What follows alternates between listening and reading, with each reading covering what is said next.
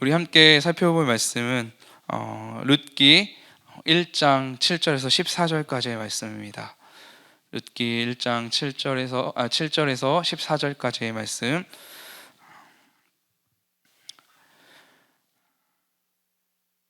우리 함께 읽도록 하겠습니다. 있던 곳에서 나오고 두 며느리도 그와 함께하여 유다 땅으로 돌아오려고 길을 가다가 나오미가 두 며느리에게 이르되 너희는 각기 너희 어머니의 집으로 돌아가라. 너희가 죽은 자들과 나를 선대한 것 같이 여호와께서 너희를 선대하시기를 원하며 여호와께서 너희에게 허락하사 각기 남편의 집에서 위로를 받게 하시기를 원하노라 하고 그들에게 입 맞춤에 그들이 소리를 높여 울며 나오미에게 이르되 아니니이다. 우리는 어머니와 함께 어머니의 백성에게로 돌아가겠나이다 하는지라. 나오미가 이르되 내 딸들아 돌아가라. 너희가 어찌 나와 함께 가려느냐? 내 태중에 너희의 남편들 아들들이 아직 있느냐? 내 딸들아 되돌아가라. 나는 늙었으니 남편을 두지 못하리라. 가령 내가 소망이 있다 말한다든지 오늘 밤에 남편을 두어 아들들을 낳는다 하더라도 너희가 어찌 그들이 자라기를 기다리겠으며 어찌 남편 없이 지내겠다고 결심하겠느냐? 내 딸들아 그렇지 아니하리라. 여호와의 손이 나를 치셨으므로 나는 너희로 말미암아 더욱 마음이 아프도다 하매 그들이 소리를 높여 다시 울더니 오르바는 그의 시어머니에게 입을 맞추되 룻은 그를 붙쫓았더라. 아멘. 지난 시간 저와 여러분들은 룻기의 서막에 해당하는 1절에서 6절까지의 말씀을 살펴보았습니다. 네. 나오미에게 찾아온 고난과 그 고난들로 인해 완전히 텅 비어버린 나오미의 인생을 살펴보았고요. 그리고 텅 빈 인생 가운데 베들레헴으로부터 들려오는 기쁜 소식, 여호와께서 자기 백성을 돌보시고 그들에게 양식을 주셨다는 이 소식을 듣고 나오미는 다시 일어나 여호와의 보살핌과 채우심이 있는 베들레헴으로 향했다라는 것을 우리는 알았습니다. 또한 이러한 나오미의 모습을 통해서 우리는 절망의 그 자리를 딛고 다시 일어나서 선하신 그 하나님, 고난 중에도 여전히 함께 하시고 돌보시는 하나님께 나아가는 믿음을 가져야 된다라고 우리는 말씀을 들었습니다. 이렇듯이 고난의 문제 앞에서 좌절하고 포기하는 것이 아니라 먹이시고 입히시며 우리를 보호하시는 하나님이 우리와 임마누엘 하신다는 그 사실을 붙들고 절망과 고난을 딛고 하나님의 그 은혜 가운데 나아가야 한다라는 이 사실을 함께 기억하시길 바랍니다. 오늘 그리고 우리가 살펴볼 본문의 내용은 나오미와 그리고 그의 며느리가 모압을 떠나 베들레헴으로 가는 중에 일어난 일들과 또 그 가는 중에 나오미와 두 며느리 간에 오고 가는 그 대화의 내용들을 담고 있습니다. 우리 함께 7절 말씀을 읽겠습니다. 있던 곳에서 나오고 두 며느리도 그와 함께하여 유다 땅으로 돌아오려고 길을 가다가. 아멘. 나오미는 자신이 있던 모압 땅을 떠나서 하나님의 은혜와 그 공급하심이 있는 유다 땅 베들레헴으로 돌아갑니다. 그리고 나오미 홀로 돌아가는 것이 아닌 자신의 두 며느리와 함께 돌아가고 있는 중입니다. 그런데 나오미는 베들레헴으로 돌아가는 길 내내 한 가지 고민이 있었습니다. 그것은 두 며느리들과 함께 베들레헴으로 돌아가는 것이 과연 맞는 것인가 하는 것입니다. 이렇게 한참 고민하던 나오미는 결국 결단을 내립니다. 그래서 가던 길을 멈추고 두 며느리인 오르바와 룻에게 돌아갈 것을 권면하고 있는 내용이 오늘 내용입니다. 성경에서 나오는 며느리를 향한 나오미의 권면은 총 3차례 나옵니다. 그 중에 2번의 권면은 두 며느리인 오르바와 룻에게 하는 권면이고 마지막 그 권면은 끝까지 나오미와 함께 하겠다라는 그 룻에게 하는 그런 마지막 권면입니다. 오늘 이 시간에는 총 3차례의 권면 중에 두 며느리에게 권면했던 그 처음과 두 번째 권면을 한번 함께 살펴보면서 이 안에 있는 하나님의 은혜를 함께 나누고자 합니다. 나오미는 두 며느리에게 다시 고향으로 돌아갈 것을 권면하고 있습니다. 나오미가 이토록 두 며느리에게 돌아가라 했던 이유는 그들을 사랑했기 때문인데요. 우리 함께 8절과 9절 말씀을 함께 읽겠습니다. 나오미가 두 며느리에게 이르되 너희는 각기 너희 어머니의 집으로 돌아가라. 너희가 죽은 자들과 나를 선대한 것 같이 여호와께서 너희를 선대하시기를 원하며 여호와께서 너희에게 허락하사 각기 남편의 집에서 위로를 받게 하시기를 원하노라 하고 그들에게 입 맞춤에 그들이 소리를 높여 울며. 8절과 9절에서 두 며느리를 향한 나오미의 사랑하는 마음을 발견할 수 있습니다. 두 며느리가 자신을 떠나서 어머니의 곁에, 각자의 어머니의 곁에서 새로운 삶을 살아가기를 바랬던 나오미의 마음입니다. 또한 나오미는 두 며느리들이 새로운 남편을 얻어서 평안함 가운데 살아가기를 축복하고 있는 것을 오늘 말씀을 통해서 볼 수 있습니다. 이처럼 두 며느리를 향한 나오미의 따뜻한 마음을 말씀을 통해서 우리는 느낄 수 있습니다. 며느리를 향한 나오미의 두 번째 겉면에서는 며느리들이 자신을 떠나 좀 더 안정되고 평안한 삶을 살아가기를 바라는 나오미의 그 간절함이 담겨져 있습니다. 우리 함께 11절에서 13절 말씀을 읽겠습니다. 나오미가 이르되 내 딸들아 돌아가라. 너희가 어찌 나와 함께 가려느냐? 내 태중에 너희의 남편들 아들들이 아직 있느냐? 내 딸들아 되돌아가라. 나는 늙었으니 남편을 두지 못할지라. 가령 내가 소망이 있다 말하든지 오늘 밤에 남편을 두어 아들들을 낳는다 하더라도 너희가 어찌 그들이 자라기를 기다리겠으며 심하겠느냐? 내 딸들아 그렇지 아니하니라.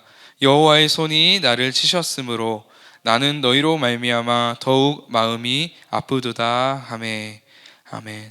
나오미는 자신의 그 텅 빈 인생과 그리고 소망 없는 현실을 매우 적나라하게 두 며느리에게 설명하고 있습니다.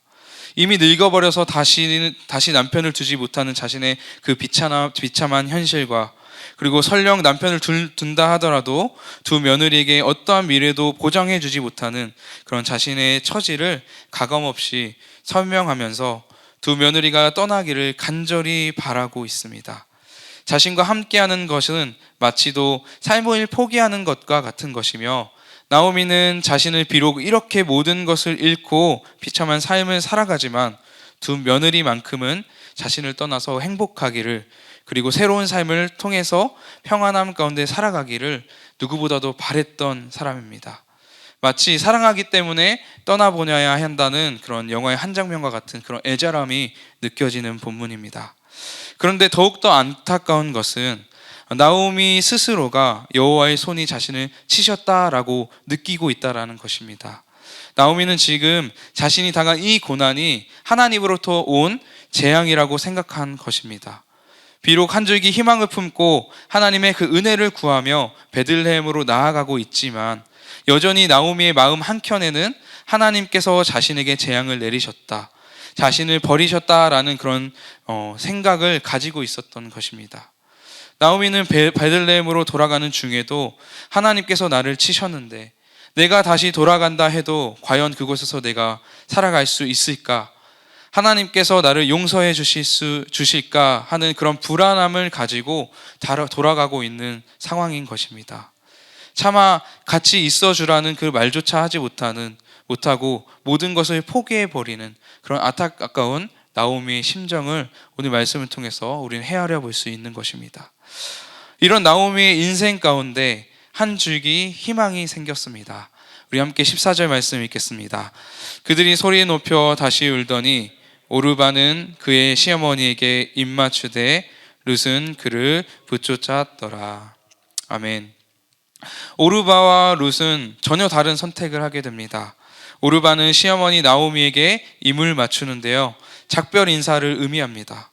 오르바는 나오미의 그 권면에 결국 따르기로 결정하고 시어머니의 말씀에 따라 다시 자신의 고향 모압으로 돌아가 새로운 삶을 살기로 선택한 것입니다. 그런 반면에 룻은 나오미를 부쫓았다라고 성경은 기록하고 있습니다. 부쫓았다라는 그 말이 참 어색하게 들리는데요. 히브리어 원어로는 다바카라는 단어입니다. 이 다바카라는 단어의 의미는 달라붙다, 단단히 붙잡다라는 의미를 가지고 있습니다. 그런데 이 다바카는 인간관계에서 쓰일 경우에는 애정과 충성심을 가지고 누군가와 결속함을 의미하는 단어로 사용되기도 합니다. 부부뿐만 아니라 한 사람이 다른 사람에게 사랑과 충성을 보일 때 사용하는 그런 단어입니다. 이처럼 룻은 나오미를 떠나지 않기로 선택합니다. 단순히 떠나지 않는 것뿐만이 아니라 충성된 사랑으로 나오미와 결단코 떨어지지 않겠다라고 결심하고 있는 상황입니다. 오르바와 룻이 보여준 서로 다른 방향은 우리에게 굉장히 흥미를 가져다 줍니다. 오르바와 룻은 어떤 차이가 있었길래 오르바는 나오미의 권면을 받아들였으며 룻은 떠나지 않고 나오미의 곁을 지킨 것일까라는 그런 궁금증을 유발합니다. 그래서 혹자들은 이렇게 설명합니다. 오르바는 끝까지 나오미에 대한 헤세드, 즉 충성스러운 사랑을 지키지 못했지만 룻은 나오미를 향한 헤세드, 그 충성스러운 사랑을 지켰다라고 말입니다. 그러나 우리는 오르바와 룻의 입장을 좀 더 세밀하게 들여다본다면 그들의 선택을 쉽게 판단할 수 없을 것입니다. 오르바와 룻의 입장은 이렇습니다. 오르바와 룻은 소외 계층이었던 과부이자 이방인이었습니다. 만약 이들이 나오미와 함께 베들레헴으로 돌아간다면 이방인으로서, 과부로서 힘들게 살아가야 하는 그런 삶이 보장되어 있는 상황입니다. 그뿐만 아니라 시어머니인 나오미를 부양해야 하는 그런 책임까지 떠안은 그런 상황인 것이죠. 이러한 점들을 고려해 본다면 나오미와 두 며느리의 그런 베들레헴에서의 삶이 얼마나 고달플지 비참할지가 예상이 됩니다. 이런 오르바와 룻의 입장을 생각해 본다면 누구의 선택이 상식적인 것인 것 같습니까? 시어머니의 말씀을 따르며 고향으로 돌아가 제2의 삶을 살고자 하는 오르바의 선택이 상식적이지 않습니까? 고향을 돌아가는 것을 포기한 채 끝까지 나오미를 붙쫓는 룻의 선택이 오히려 비상식적으로 느껴지게 됩니다. 이처럼 우리는 오르바와 룻의 선택을 너무 쉽게 옳고 그름의 차이로 판단해서는 안 됩니다. 오르바는 불쌍한 나오미를 떠나서 자기 고향으로 떠나는 그런 잘못된 선택을 했고, 룻은 나오미를 떠나지 않고 끝까지 곁을 지키는 옳은 선택을 했다라고 간단하게 결정해 버릴 수 없는 그런 문제인 것입니다. 오르바와 룻에게는 자신의 고향으로 돌아가 살아내야 하는 개인적인 삶이 있었습니다. 무엇보다도 나오미가 먼저 시어머니와 며느리와의 그 관계로부터 자유를 허락하였기 때문에 오르바는 돌아가서 다시 정상적인 인생을 살 수 있게 되었던 것입니다. 다시 어머니가 있는 고향으로 가서 새로운 남편을 얻어 가정을 꾸리고 새로운 인생을 살아가는 것, 이것이 바로 오르바에게 허락된 삶이자 시어머니 나오미가 오르바와 룻에게 바라는 삶이었었던 것입니다. 그래서 오르바는 나오미의 그 두 차례의 권면에 결국 순종하며 자신의 고향으로 돌아가는 그 누가 봐도 가장 상식적이고 합리적인 선택을 했던 것이죠. 반면 룻의 선택은 도무지 이해할 수 없을 만큼 무모하고 상식을 뛰어넘는 선택이었습니다. 자신에게 허락되었던 평안하고 새로운 삶을 포기하고 미래가 보장되지 않고 사회적 소외계층인 이방인과 과부로서 살아가는 하는 그런 삶을 룻은 선택했던 것이죠. 누가 봐도 나오미를 떠나는 것이 상식적인 일임에도 불구하고, 합리적인 일임에도 불구하고 룻은 그것을 거부한 채 나오미를 붙쫓는 그런 비상식적인 선택을 하게 된 것입니다. 룻의 이러한 비상식적인 선택은 나오미의 아무것도 없는 인생이 채워지는 분기점이 됩니다.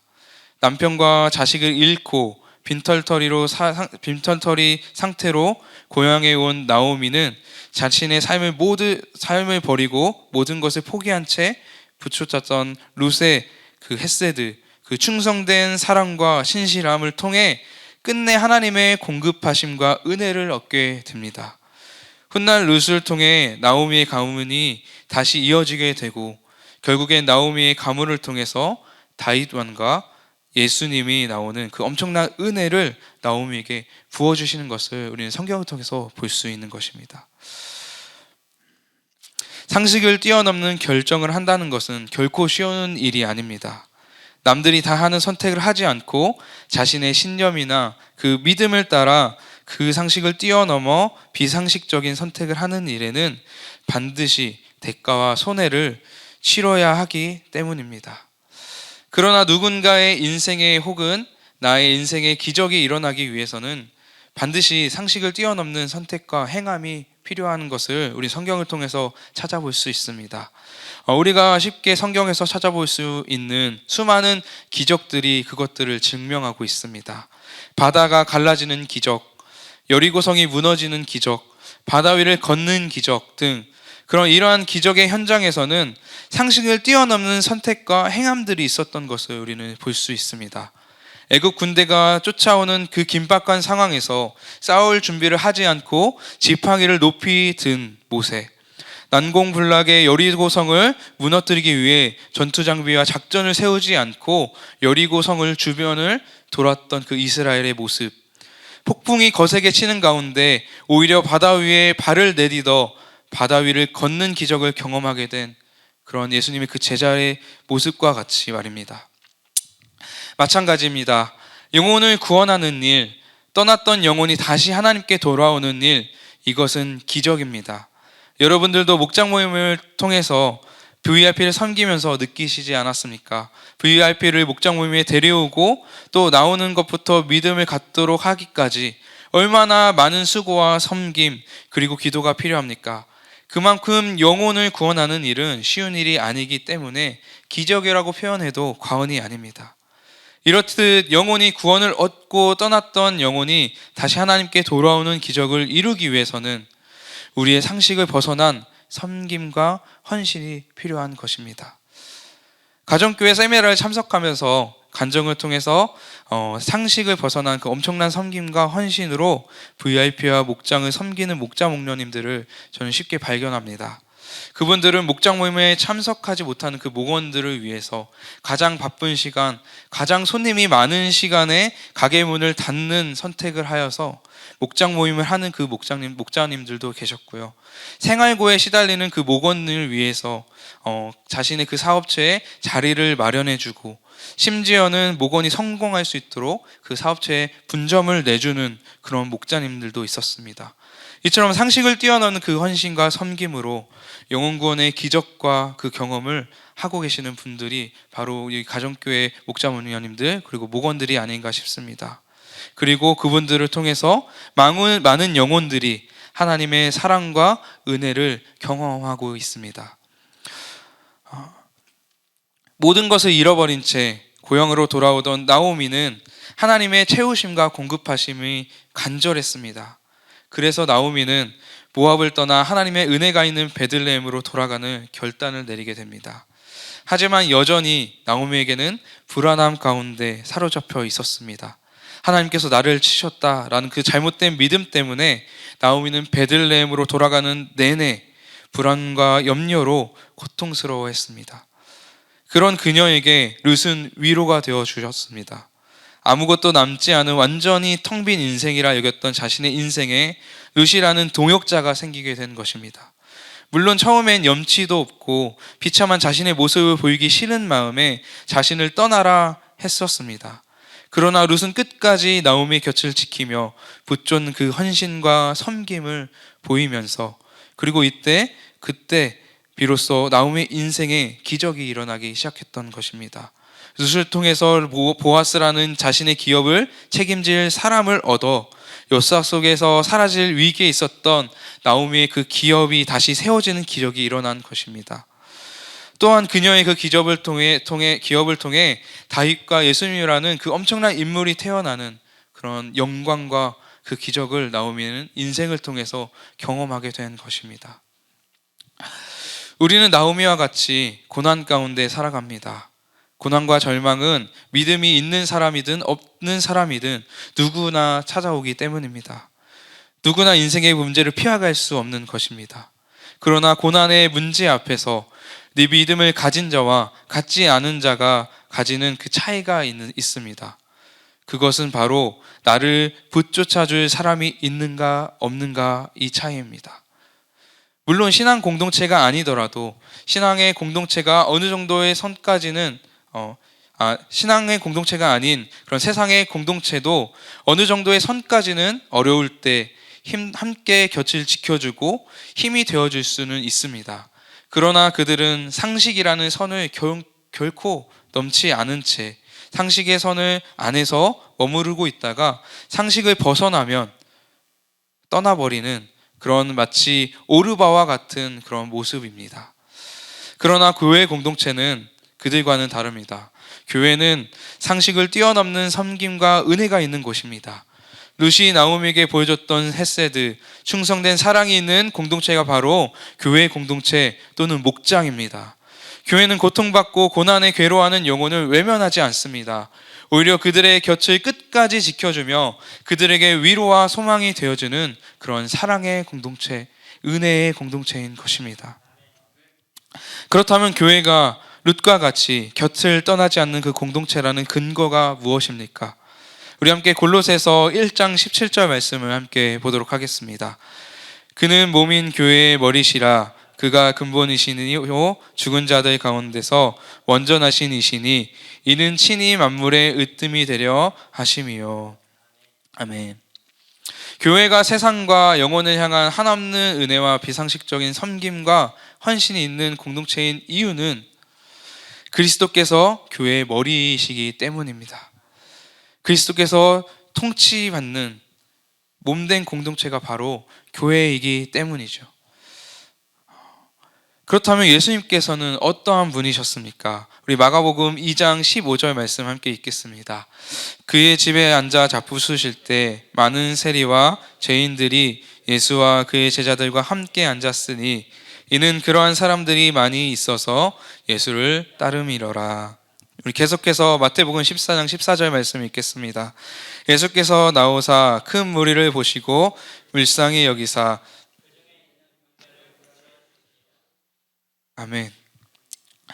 이처럼 예수님은 당시의 상식을 벗어나 소외되고 고통받으며 멸시받는 그 자들의 친구가 되어주시고 그들의 그 곁을 떠나지 않으시는 분이셨습니다. 당시 상식이 있는 사람이라면 세리와 죄인들과 함께 식사하는 것은 있을 수 없는 일이었지만 예수님께서는 그들의 아픔을 보시고 상식을 넘어 그들에게 나아가 친구가 되어주신 분이죠.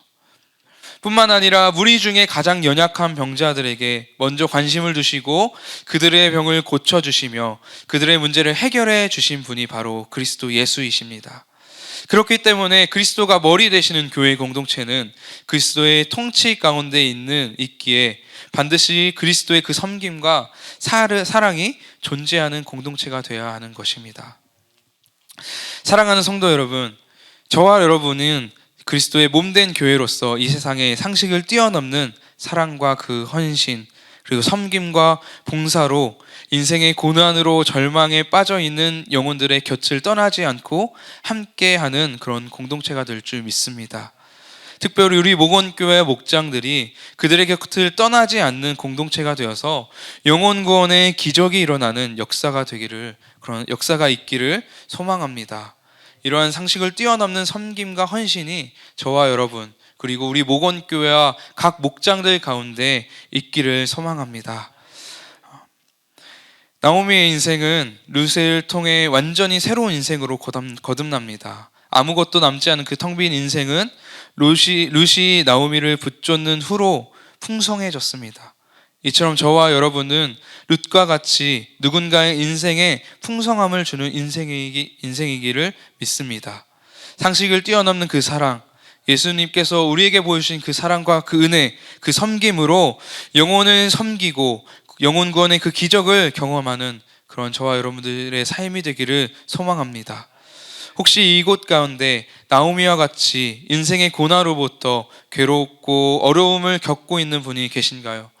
그렇다면 여러분 곁을 떠나지 않고 밤낮 기도하며 마음 아파하는 그런 목장 식구들, 그리고 교회 공동체들을 바라보시기 바랍니다. 혹시 내 주변에 인생의 고난으로 아파하고 괴로워하는 그런 영혼들이 있습니까? 그렇다면 룻과 같이 곁을 지켜 함께 아파하고 괴로워하며 기도하는 그런 헤세드, 그 은혜와 충성된 그 사랑의 마음을 품는 그런 공동체, 곁을 떠나지 않는 그런 공동체가 되기를 주님의 이름으로 축복합니다.